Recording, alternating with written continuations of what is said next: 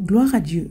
Tendre Père Céleste, nous te sommes reconnaissants pour cette nouvelle opportunité que tu nous accordes de pouvoir une fois de plus entendre ton conseil. Merci de bien vouloir éloigner de nous toute confusion et distraction et que toute la gloire te soit rendue à toi seul au nom de Jésus-Christ.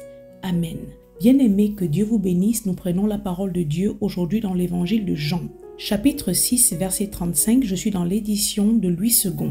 Jésus leur dit, « Je suis le pain de vie. Celui qui vient à moi n'aura jamais faim et celui qui croit en moi n'aura jamais soif. » Que toute la gloire soit rendue à l'Éternel, notre Dieu, notre Père, au nom de Jésus-Christ. Une fois de plus, soyez tous bénis. Nous vous souhaitons à tous et à toutes une excellente et bonne année 2023. Que la grâce et la faveur de Dieu soient avec nous tous tout au long de cette année au nom puissant de Jésus-Christ. Bien-aimés, nous avons choisi comme premier message en cette nouvelle année parmi tant d'autres thèmes le chapitre de Jean 6 et particulièrement ce verset 35 où notre Maître le Seigneur Jésus-Christ fait une présentation de lui en tant que deux choses primordiales, essentielles à la survie et bonne santé de tout être humain sur cette terre. Il dit « Je suis le pain de vie. Celui qui vient à moi n'aura jamais faim et celui qui croit en moi n'aura jamais soif. » Bien-aimé, le Christ est la parole de Dieu faite chair et aujourd'hui, il se présente à nous comme étant le pain de vie, la nourriture essentielle à l'homme, celle qui le fait vivre et le rassasie éternellement. Le Christ est ce pain, mais un pain pas comme les autres, qui une fois consommé, mangé, fortifie l'homme intérieur et éradique à tout jamais la faim. Une fois consommé, il procure la vie éternelle. Et dans le même verset, il dit également qu'il est cette boisson, cette eau capable d'étancher éternellement la soif de qui la consomme. Bien-aimé, en ce début 2023, j'ai une question à te poser. As-tu faim et soif? Désires-tu goûter de ce pain et de cette eau qui t'apaisera, qui apaisera ton âme éternellement, te donnera ce dont tu as réellement besoin pour vivre? Sache que nulle part ailleurs qu'en Christ, il y a la vie éternelle. À toi qui m'écoutes en ce moment, enfant de Dieu, sache que Dieu parle tantôt d'une manière, tantôt d'une autre, tel que le dit le Job 33, verset 14. Si tu écoutes sa voix aujourd'hui, t'interpeller n'endurcis pas ton cœur, tel que le dit Hébreux 3, verset 15. Chaque jour qui passe est une nouvelle opportunité que Dieu nous tend pour nous approcher de lui. N'oublions pas que le désir de Dieu est que tous les hommes soient sauvés et parviennent à la connaissance de Christ qui est la vérité. 1 Timothée chapitre 2 verset 4. Bien-aimés, le monde va à la dérive et les choses ne vont pas s'améliorer. Donne ta vie à Christ si ce n'est pas déjà fait et reçois le salut. Approche-toi véritablement de manière authentique de Dieu et accepte de vivre conformément à sa parole, car l'obéissance nous épargne de beaucoup de malheurs. Qui dit obéissance dit marche en communion, respect des préceptes et ordonnances de l'Éternel. L'édition de ce jour a pour but de nous sensibiliser à nouveau. J'insiste encore, fort de tout ce qui se passe autour de nous en disant que le monde entier s'enfonce, se perd dans les ténèbres et les abominations sont de plus en plus répandues partout autour de nous. L'humanité n'a plus de limites dans le mal et dans les horreurs. Et ce n'est pas étonnant, 1 Jean 5 verset 19 nous dit clairement que le monde est sous la puissance du malin. L'humanité souffre car a rejeté la lumière qui est Christ et continue de le faire en s'enfonçant droit vers toutes sortes d'idolâtries et perversions en tout genre. Et malheureusement, même parmi le peuple de Dieu, ceux qui se disent chrétiens, le monde a pris le dessus. L'amour du monde a pris le dessus, car plusieurs n'ont plus le temps de manger et boire, n'ont plus le temps de donner la première place, la priorité à Dieu et à sa parole, mais sont nombreux dans les assemblées tandis que leur vie ne reflète en rien celle de Christ. Beaucoup parmi les chrétiens consomment tout autre aliment que le pain de vie ainsi que l'eau de vie qui est la parole de Dieu. Au moment où je donne ce message, plusieurs enfants de Dieu traversent des situations terribles et sont fatigués, chargés, voire même découragés à cause des difficultés, des oppressions sataniques qui les compressent au quotidien. Ainsi, de par les témoignages reçus, plusieurs sont complètement éteints. La lampe est éteinte par manque d'huile. Ils n'ont plus la force pour avancer dans la vie car ont laissé l'oppresseur les balloter à tout vent. Paul demande dans 2 Corinthiens chapitre 2 verset 11 de ne pas ignorer les desseins du diable afin de ne pas lui donner l'avantage sur nous. En ce 2023, chacun de nous, après avoir fait son bilan de l'année dernière, doit prendre la résolution de fermer les portes d'accès au diable afin de vivre le changement. Prends la résolution de t'approcher de Dieu, de marcher dans la lumière, de marcher dans la vérité de manière authentique. Car la vérité est que ceux qui marchent avec Dieu, Dieu marche également avec eux. Et ils demeurent dans la lumière et la joie de l'Éternel est leur force malgré la tribulation environnante. Le vrai bonheur, la réelle joie et paix ne se trouvent pas ailleurs qu'en Dieu seul. Dieu est le seul capable de nous donner le repos, l'allégresse dont nous avons besoin. Jésus-Christ nous dit « Je suis le pain de vie. Celui qui vient à moi n'aura jamais faim. Celui qui croit en moi n'aura jamais soif. » Il se présente pas seulement comme étant le pain et la boisson de la vie dans ce passage, mais il fait également une invitation à venir à lui. Jean 14, verset 6, il dit qu'il est le chemin, la vérité et la vie. Bien-aimé, le Christ, c'est le chemin. C'est lui qui nous conduit vers la cité céleste. Quand on marche avec le Christ, on ne peut pas se perdre, on ne tâtonne pas. Dans ce monde rempli de ténèbres, nous évoluons dans la lumière parce que nous marchons avec le Christ. Il dit qu'il est la vérité. Bien-aimé, c'est au côté de Christ qu'on est exempt de tous les mensonges sataniques qui sans cesse nous enferment dans tout genre de tourments et de désolation. Le Christ est la vie éternelle. Bien-aimé, nous devons accepter le Christ dans nos vies parce que c'est lui la porte, Jean 10 verset 9, par laquelle on entre pour être sauvé. Il est le seul qui jamais ne nous abandonne, mais au contraire prend soin de nous et nous décharge de nos fardeaux au quotidien. Au moment où je donne ce message, toi qui m'écoutes, tu dois réaliser l'amour de Dieu pour toi et savoir que Dieu sait tout de toi. Il sait tout de tes luttes, de tes pleurs, de tes besoins. Regardant à ta vie, il te tend les bras aujourd'hui parce qu'il sait que ne comptant que sur tes propres forces, sans lui, tu ne peux pas y arriver. Jean 15, verset 5. Sans le secours, sans l'aide de Dieu, bien-aimé, tu ne peux pas t'en sortir. Voilà pourquoi il t'invite en ce début d'année à te mettre à table.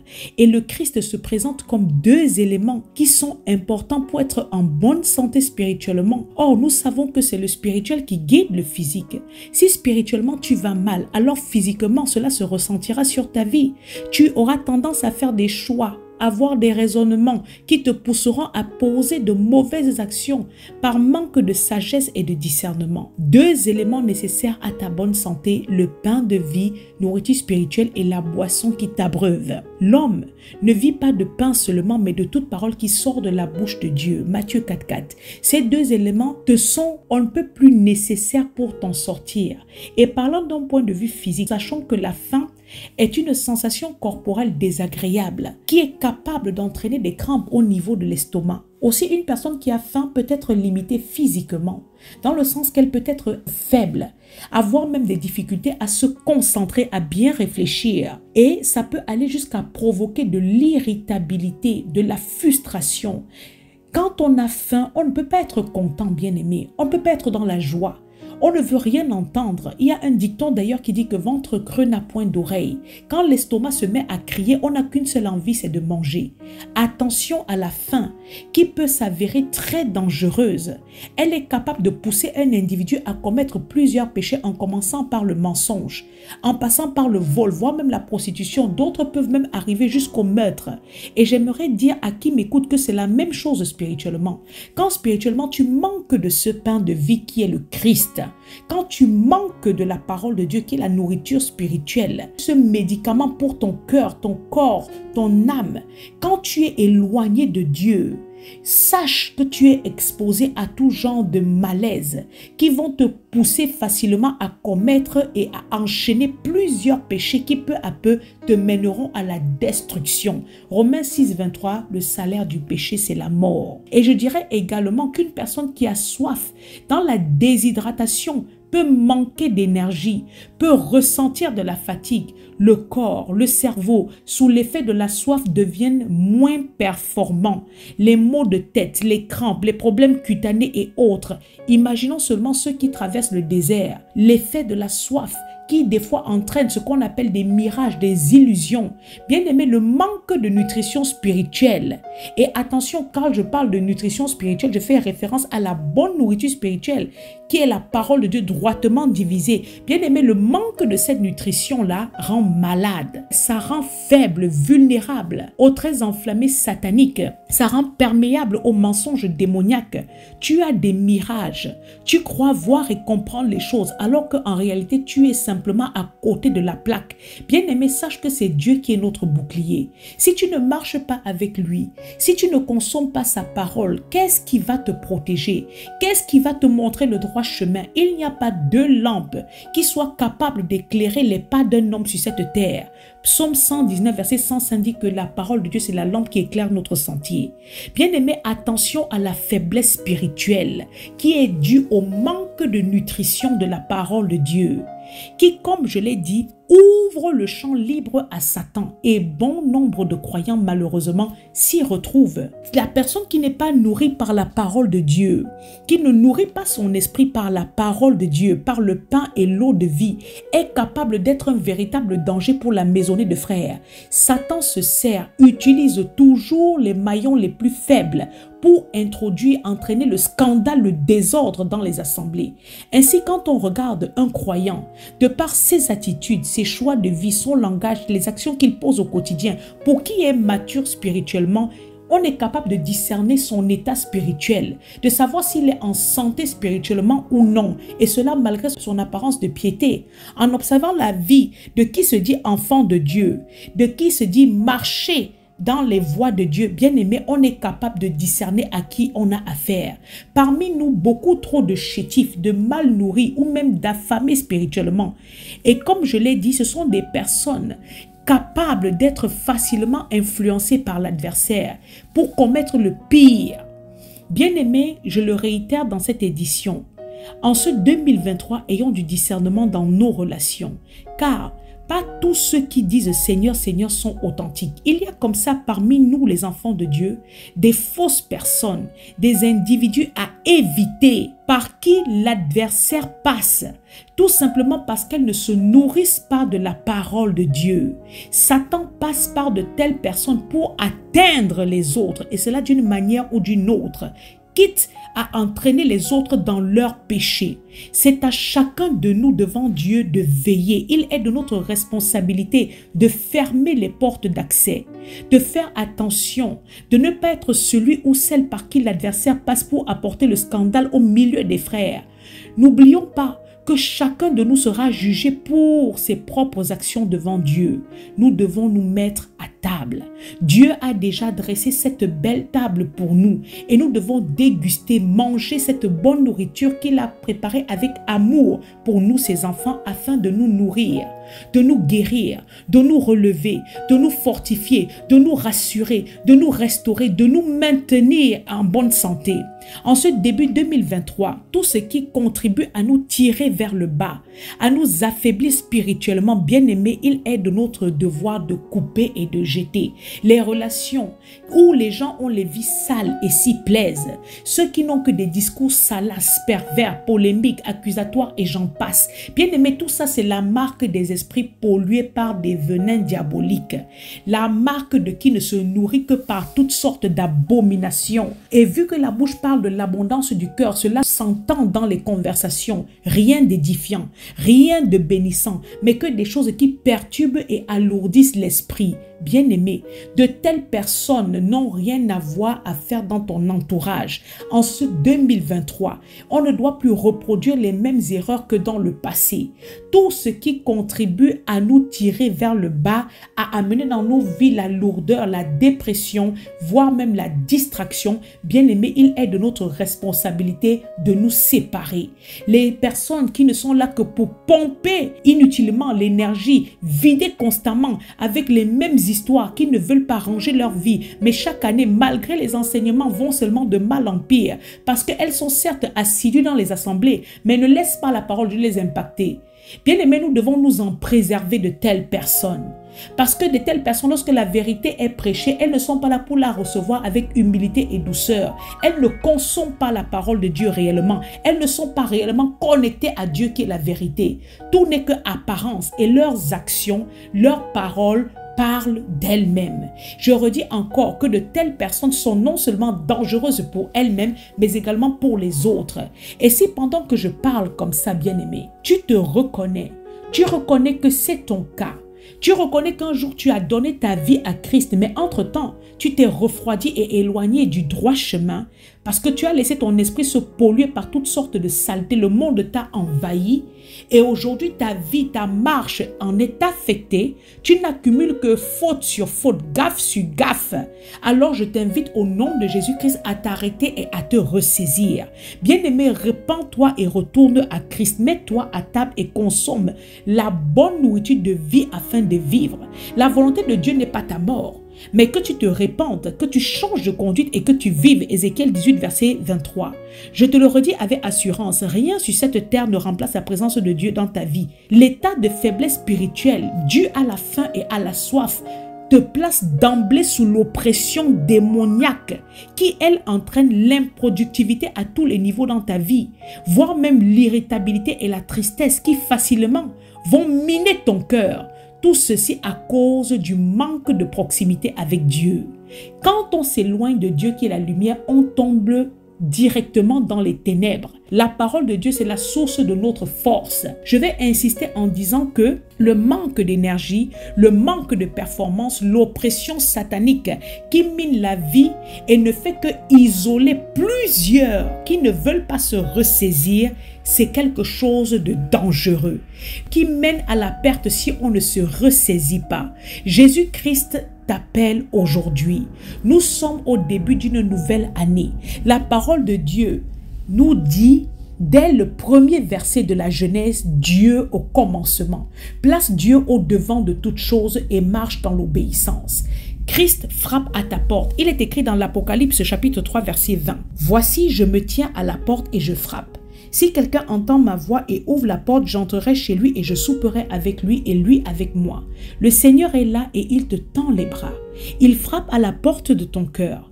Toi, tu ne sais pas de quoi le lendemain sera fait, bien-aimé, mais Dieu le sait dans son omniscience. Et aujourd'hui, au travers de ce message, il t'appelle. Comme il le dit dans ce verset à peine cité, est-ce que tu entends sa voix de l'autre côté de la porte? Si c'est le cas, sache que c'est à toi de poser l'action, de te lever, de faire le pas et d'accepter de lui ouvrir la porte de ton cœur. C'est au travers de tels messages que la parole de Dieu réussit à atteindre ton cœur et t'invite à venir à Dieu. C'est une décision qui revient à tout être sur cette terre. Mais sache toutefois que si tu le laisses traverser la porte de ton cœur, entrer chez toi, c'est-à-dire dans ta vie, alors il soupera avec toi et toi avec lui. En d'autres termes, vous aurez une réelle communion. Jésus-Christ t'invite aujourd'hui à manger de ce pain de vie et à consommer cette boisson qu'il est. Car la nourriture spirituelle est bien plus importante que celle physique. C'est elle qui a la capacité de fortifier, restaurer, regaillardir l'homme intérieur, qui lui, une fois fortifié, a la capacité d'accomplir de grandes prouesses. Si tu places Dieu au devant de toutes choses cette année de manière authentique, bien aimé, tu verras la différence opérer dans ta vie. L'Ésaïe 26, verset 12 dit que l'Éternel, tu nous donnes la paix, car tout ce que nous faisons, c'est toi qui l'accomplis pour nous. Quand Dieu est pour toi et avec toi, qu'est-ce que tu peux craindre, bien-aimé? Est-ce que tu as faim et soif de Dieu? Dans quel état de santé spirituelle te trouves-tu? Est-ce que tu ressens même le besoin de manger et de boire de cette parole? Qui est bien nourri physiquement est en santé et arbore une belle allure, un bon état général.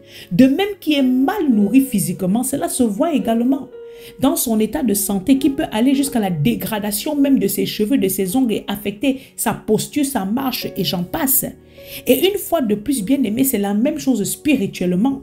Si tu nourris ton esprit avec autre chose que la parole de Dieu, telles que les obscénités, les choses sales et ignobles, les commérages, les calomnies, les mensonges, cela se verra malgré les apparences de piété que tu t'évertues à afficher aux autres. Cela s'entendra à ce qui sort de ta bouche. Je réitère que c'est de l'abondance du cœur que parle la bouche. Luc 6, verset 45.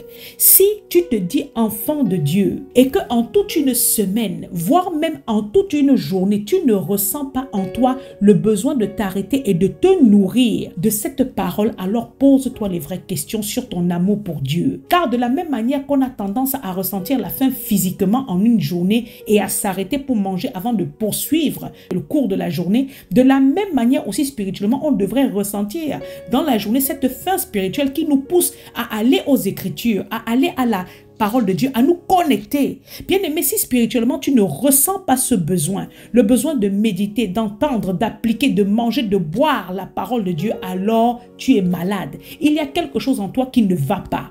Car l'un des premiers signes qu'un individu n'est pas en bonne santé est la perte d'appétit. Parfois, la maladie rime avec le manque d'appétit. On perd la faim. Quand ça ne va pas, on met de côté la nourriture et parfois, on doit même se forcer à manger un peu pour recouvrir un peu de force et commencer à se rétablir au fur et à mesure. Tout enfant de Dieu qui ne ressent pas le besoin capital de se nourrir, de s'abreuver de la parole de Dieu a un problème. Quand on aime vraiment une personne, et dans ce cas Dieu en l'occurrence, on ressent le besoin en nous d'être proche constamment de lui. On ressent le besoin de lui plaire. Or, si nous ne faisons pas de Dieu notre priorité, alors tout ce qu'on entreprendra sera vain. On manquera de lumière, de force, d'engouement, de courage, de santé. Bien aimé, loin de Dieu, on ne peut pas être en forme. Et contrairement au faux raisonnement qu'inspire Satan, la situation de telle personne est très mauvaise et va aller en s'empirant. Car qui rejette Dieu rejette la vie et fonce tout droit vers la mort. Voici, je place devant toi la vie et la mort, la bénédiction et la malédiction. Choisis la vie afin que tu vives toi et ta postérité. Deutéronome 30, verset 19. Bien aimé, le choix te revient. C'est une décision qui te revient. Certains sont là et m'écoutent. Ce sont des enfants de Dieu, mais alors, ils sont dans de mauvais draps, dans les sérieux problèmes à gauche, à droite, gaffe sur gaffe, désordre total. Ils sont malades car dans la tête, il y a quelque chose qui ne tourne pas rond. Et leur problème provient en grande partie de leur spirituel, qui est complètement à côté de la plaque. Ils se nourrissent de mauvais raisonnements, des mauvaises choses, des choses mondaines, de mauvais enseignements d'ivraies et les résultats sont là. Bien aimés, en ce 2023, que Dieu nous fasse grâce. Même dans les messages que nous écoutons de part et d'autre sur la toile ou dans les assemblées, que Dieu nous guide. Parce que ce ne sont pas tous les pasteurs qui donnent la bonne nourriture spirituelle à manger aux brebis. Bien-aimés, en conclusion à cette édition, nous devons prendre l'exemple d'un prophète dans la Bible qui, comme tous ses collègues, était loin d'avoir une vie facile à cause de son appel prophétique. Mais bien que rejeté, persécuté par la société de son époque, n'ayant pas cette vie aisée, il continuait de se fortifier sans relâche dans le Seigneur. Lisons Jérémie chapitre 15, verset 16. Il est écrit: j'ai recueilli tes paroles et je les ai dévorées. Tes paroles ont fait la joie et l'allégresse de mon cœur, car ton nom est invoqué sur moi, éternel Dieu des armées. Jérémie, dans son affliction, dévorait les paroles de l'Éternel. Et elles avaient la capacité de produire en lui, malgré la tristesse, les lamentations dans lesquelles il était constamment, de la joie, de l'allégresse, de la gaieté. Bien-aimé, je réitère le proverbe 4 qui dit que la parole de Dieu est ce médicament. Ça procure du bien. Il est de la responsabilité de tout enseignant de la parole de Dieu d'être un bon cuisinier qui, au travers de la parole enseignée, donne de la bonne nourriture aux brebis et non de l'ivraie. De même, il est de la responsabilité de tout croyant de rayonner, de dégager une bonne santé spirituelle, comme nous consommons quotidiennement la parole de Dieu, en la partageant également aux autres autour de nous, ce qui attirera les autres à Christ. Que Dieu vous bénisse abondamment et une fois de plus, une bonne et heureuse année 2023. Que Dieu vous bénisse.